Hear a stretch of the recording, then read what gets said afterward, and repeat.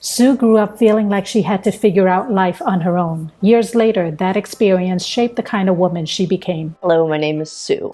I was born in Springfield, Illinois, grew up in a rural area, so we weren't so much in Springfield as outside of Springfield. And I went to parochial schools my whole life until I went to University of Illinois, Champaign-Urbana for college and grad school. We have twins that are 21 years old, the joy of my life. I have an older sister. Both my parents have passed away. I envy people who say their childhood was fun. And I wonder how many of us really had fun childhoods. You know, it was complicated, comes to mind. My parents had a lot of things that they were dealing with. Sometimes it's hard to convey this because I had food on the table, I had clothes to wear, my parents sent me to good schools, all these things. But they were never really present or involved in my life. So I felt kind of like an absence. But when I say that, I feel like I'm complaining because there's kids who didn't have food to eat, who did get smacked by their parents, right? Whose parents pretended they weren't there, and that wasn't the case. But I feel like I kind of raised myself. I think something that has been really challenging for me is my kiddos are wonderful and great and all the things, but I definitely call them my special snowflakes. They both have some neurodiversity. One of them has physical ailments. If they'd walk in the room, you'd never know. They've had to go to lots of specialists, doctors, and therapists to work through some stuff. As a mom who wants her kids to be happy and healthy, having to do all that's really hard because even though you know you're doing what's best for them, you hate that this is how they're wired, that this is what you need to do to help them be healthy. One of my kids has cerebral palsy. It's very slight. We couldn't figure out what was wrong with her. Took her to lots of specialists, and the problem was because she's book smart, they couldn't figure out why she could read but not tie her shoes, or the kid could not throw a ball straight to save her life. When they diagnosed her with CP when she was about in 5th grade, that was really nice because when they gave her that diagnosis, I said to the doctor, what do I do now? What's our next therapy? What's our next? The doctor said, you know what? Just let Hayden be Hayden. And it was very freeing because instead of trying to get her to tie her shoes, we bought Velcro shoes. And instead of trying to put her in sports, we found other things that she enjoyed. And then my other kiddo started as Gretchen and is now Grayson. And he transitioned mid-high school. It's been a few years. And that was very challenging for me, not because I love my kid if they're a purple giraffe. That's not the issue. The issue was when I explained to people, if your child comes to you and says, I can be an accountant or a firefighter, everyone's going to want their kid to be an accountant, right? Because it's safe. It's known. When Grayson said he wanted to transition, it was hard because there's an element of your life's going to be harder. It just is. I'm not saying it's right, but it is. And I worried about him finding a mate someday. I worried about psychologically if this was, and there isn't people, now I'm a little more educated on the queer community or the trans community. And I know those individuals who have always been there.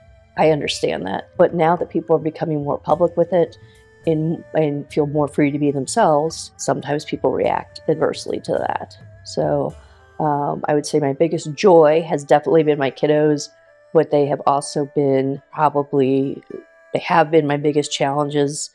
And it's probably because that's what's most important to me. As I've gotten older, community and female friendships are just so important. And when I was younger, I had friends, but I didn't get it.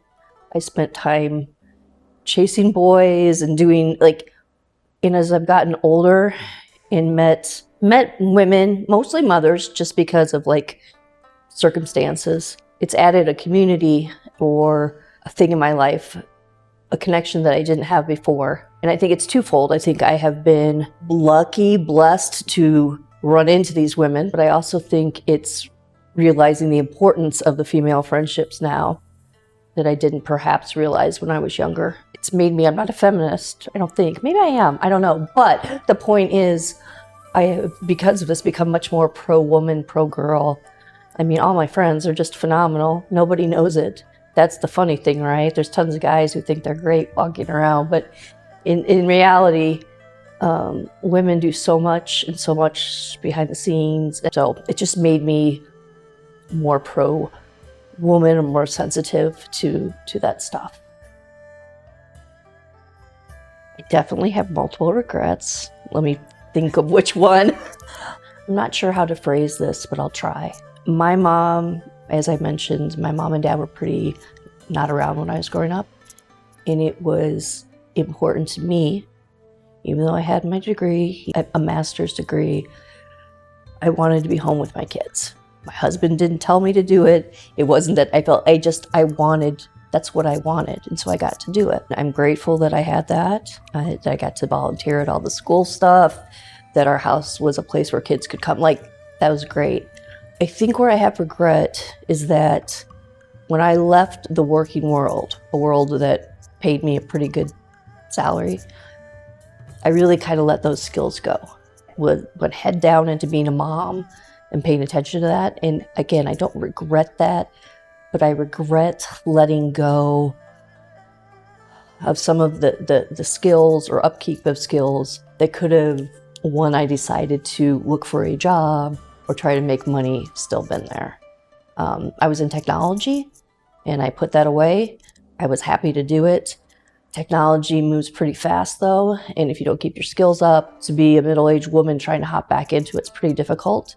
So I guess my regret would be, not that I stayed home, but I wish I would have invested more time in keeping up maybe some business skills or some work skills that I really just kind of let go of. I would love to be a homeopathic nurse or physician's assistant. I would not want to be a doctor, but I really like learning about herbs and oils and different, like, more Eastern ways to take care of your body. But I also like to use sense, if that makes, like, I'm not all one way or the other. I like the combination of the two. And if money were no object and time weren't bound by, I could go, I would do something where I could learn Eastern and Western medicine, not as a doctor, but as an assistant or someone, and then work in an environment to implement that. That would give me a lot of joy. I want my superpower to be something fantastic, and I don't think this is, but I feel like I am a very good listener.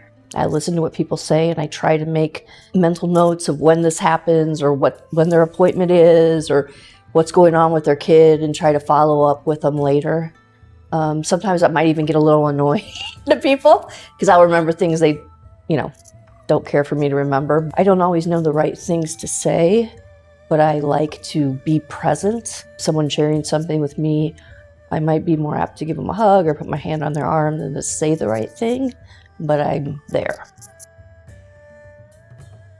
If I could speak to someone who was no longer on this planet, my answer would be Jesus. Now, that's complicated because a lot of people who believe in Jesus believe that Jesus is still alive.